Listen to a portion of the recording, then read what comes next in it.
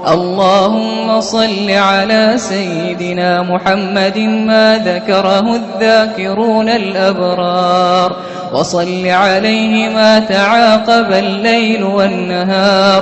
اللهم صل عليه وعلى آله وعلى المهاجرين والأنصار.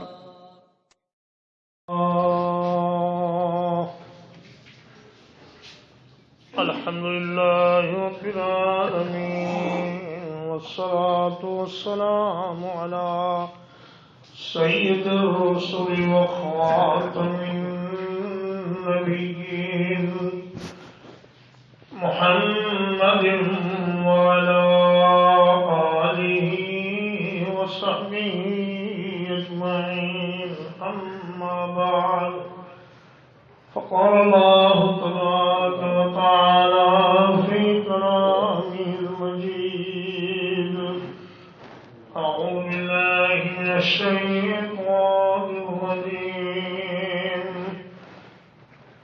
يوم لا ينفع مال ولا بنون إلا من أتى الله بقلب سليم. وقال النبي صلى الله عليه وسلم: إن الله لا ينظر إلى وجوهكم وأجسادكم ولكن ينظر إلى قلوبكم. پیارے بھائیوں، کل قیامت کے دن سب لوگ خسارے میں ہوں گے، صرف وہی فائدے میں رہیں گے جو صاف ستھرا دل لے کر اللہ کی بارگاہ میں حاضر ہوں گے. ایسا دل جو شرک سے خالی ہو، جو شک اور بدعت کے وساوس سے خالی ہو، ریاکاری سے خالی ہو، حسد سے خالی ہو، بغض سے خالی ہو اور ناشکری سے خالی ہو. فرمایا نبی کریم صلی اللہ علیہ وسلم نے کہ اللہ تعالیٰ تمہارے چہروں کو نہیں دیکھتا. اگر چہروں کو دیکھتا تو کالے رنگ کا بلال، موٹے ہونٹ اور حسب نسب کا پتہ ہی کوئی نہیں، کوئی برادری نہیں، کوئی بہن بھائی نہیں، دور کسی جگہ سے آ کر وہ نبی کریم صلی اللہ علیہ وسلم کی خدمت میں حاضر ہوتا ہے اور رسول اللہ صلی اللہ علیہ وسلم فرماتے ہیں کہ بلال، تم کیا عمل کرتے ہو کہ میں جب معراج کی رات گیا اور میں جنت میں پہنچا تو میں نے دیکھا کہ تم چل تو زمین پر رہے ہو لیکن تمہاری جوتیوں کی آواز جنت میں آ رہی ہے اور تم میرے آگے آگے چل رہے ہو. اس کا مطلب یہ ہرگز نہیں کہ بلال کا درجہ نبی کریم صلی اللہ علیہ وسلم سے بڑا ہو گیا، بلکہ اس کا معنی یہ ہے کہ جس طرح ایک بڑی شخصیت کو آگے آگے چل کر کچھ لوگ پروٹوکول دیا کرتے ہیں، تو نبی کریم صلی اللہ علیہ وسلم کا پروٹوکول حضرت بلال ہوں گے اور انہیں یہ اعزاز حاصل ہوگا کہ آپ صلی اللہ علیہ وسلم جنت میں جہاں بھی جائیں گے بلال ان کے آگے آگے رہیں گے. اور اللہ اگر شکلوں کو دیکھتا تو ابو لہب کا معنی ہی ہے شولوں والا، شولہ روح. وہ اتنا خوبصورت انسان تھا کہ اس کے چہرے سے یوں لگتا جیسے آگ کے شعلے نکل رہے ہیں، اور مالدار اتنا کہ پورے مکے میں اس جیسا کوئی مالدار نہیں تھا. لیکن اللہ نے کیا فرمایا کہ تبت یدا ابی لہب وتب، فرمایا ابو لہب کے دونوں ہاتھ ٹوٹ گئے اور وہ ہلاک ہو گیا، برباد ہو گیا. ما اغنا عنہ مالہ وما کسب، اس کا مال اس کے کسی کام نہیں آیا، اس کی کمائی اس کے کسی کام نہیں آئی. سیصلی نارا ذات لہب، فرمایا قریب اسے شعلوں والی آگ میں ڈال دیا جائے گا. تو اللہ شکلوں کو اور جسموں کو نہیں دیکھتا، اللہ دیکھتا ہے دلوں کی طرف. فرمایا پیارے پیغمبر صلی اللہ علیہ وسلم نے کہ اول من یسعر بهم النار یوم القیامت ثلاثہ،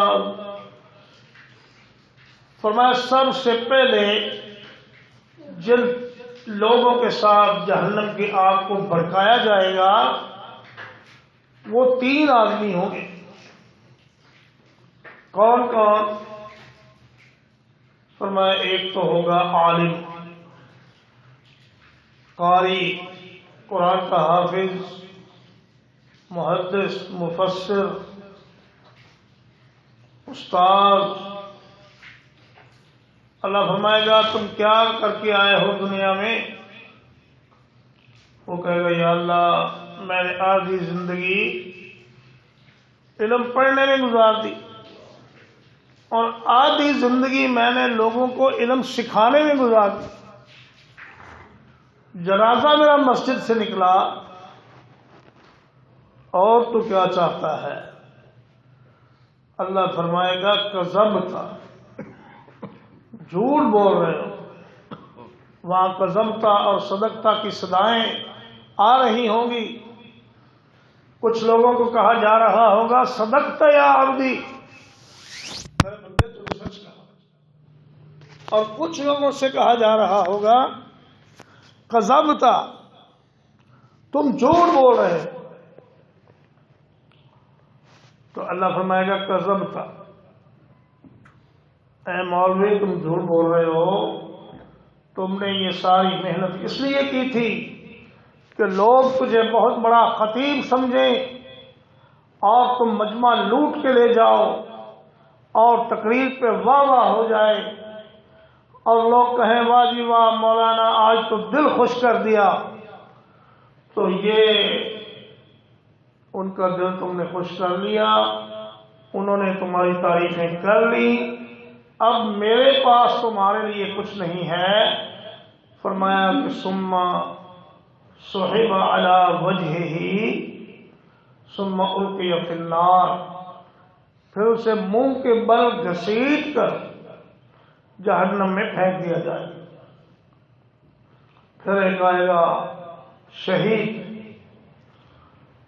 کہے گا یا اللہ میں نے تو تیرے راستے میں جہاد کیا، سفر کیے دور دراز کے، حتیٰ کہ میں نے اپنی جان تک تیرے راستے میں دے دی، اور تو کیا چاہتا ہے؟ اللہ فرمائے گا کذبتا، اے جھوٹے انسان تم جھوٹ بول رہے ہو، تم نے یہ سارا جہاد اور ساری لڑائی اور ساری جنگ اس لیے کی تھی کہ تمہاری بہادری کے چرچے ہو جائیں اور تمہارا قبیلہ تم سے راضی ہو جائے، تمہارے رشتہ دار تم سے خوش ہو جائیں اور تمہارے ملک کے اور قبیلے کے لوگ واہ واہ کریں کہ واہ جی واہ کتنا بہادر آدمی ہے.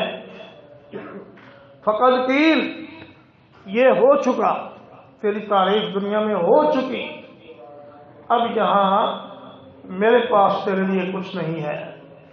فرمایا ثم صحب علی وجہہ ثم القی فی النار، اس آدمی کو بھی منہ کے بل گھسیٹ کر جہنم میں ڈال دیا جائے. اب ایک سخی آئے گا، کہے گا یا اللہ میں نے تو دن رات تیرے راستے میں مال لٹایا، سخاوت کی، غریبوں کے کام آیا، ان کی بچیوں کی شادیاں کی، ان کے یتیم بچوں کو پڑھایا لکھایا، اور اللہ فرمائے گا کذبتا، اے جھوٹے انسان تم جھوٹ بول رہے ہو، تم نے یہ سخاوت میرے لیے نہیں کی بلکہ تم نے سخاوت لوگوں میں مشہور ہونے کے لیے کی۔ تم اپنی تصویریں بنوا کر اخبار میں چھپواتے تھے کہ فلاں آدمی کسی غریب کی مدد کر رہا ہے، اور لوگ واہ واہ کرتے تھے اور تمہاری بلے بلے ہو گئی، وہ ہو چکی، اب یہاں میرے پاس تمہارے لیے کچھ نہیں۔ فرمایا ثم صحب علی وجہہ ثم القی فی النار، اس آدمی کو بھی چہرے کے بل گھسیٹ کر جہنم میں ڈال دیا جائے۔ اس لیے میرے بھائیوں ہر وقت اپنے دل کو ٹٹولتے رہو۔ اگر کسی آدمی کو تہجد کی توفیق ہے تو وہ لوگوں کو مت بتائے کہ میں تہجد پڑھتا ہوں، اپنی نیکی کو اس طرح چھپاؤ جس طرح اپنے گناہوں کو چھپاتے۔ اور آپ کسی سے کہتے ہیں جی میں نے 7 حج کیے، میں نے 10 عمرے کیے، یہ بات کہہ کر آپ نے اپنے حج اور عمرے ضائع کر لی۔ اگر آپ نے یہ عمرے اور حج اللہ کے لیے کیا تھا تو لوگوں کے پاس اس کا تذکرہ کرنے کی ضرورت نہیں تھی۔ اور ایک آدمی نبی کریم صلی اللہ علیہ وسلم سے پوچھا گیا کہ ایک آدمی نماز تو پڑھتا ہے اللہ کے لیے، لیکن لوگ اسے دیکھ رہے ہیں تو وہ نماز کو اپنے معمول سے تھوڑا سا اچھا کر کے، ذرا قیام لمبا کر کے، سجدے لمبے کر کے پڑھتا ہے تاکہ دیکھنے والوں پر اس کا اچھا اثر پڑے اور ان کے دل میں میری عزت بڑھ جائے۔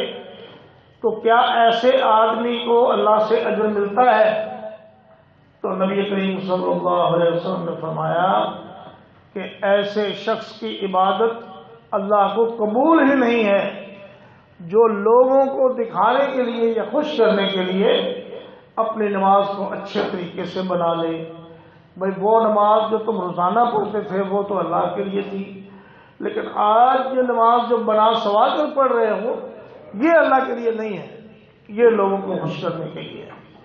تو ہر وقت اپنے دل کو ٹٹولتے رہا کریں، دیکھتے رہا کریں کہ کہیں ہمارے دل میں ریاکاری تو نہیں آ گئی، کہیں ہمارے دل میں تکبر تو نہیں آ گیا، کہیں ہمارے دل میں حسد تو نہیں کسی کے ساتھ۔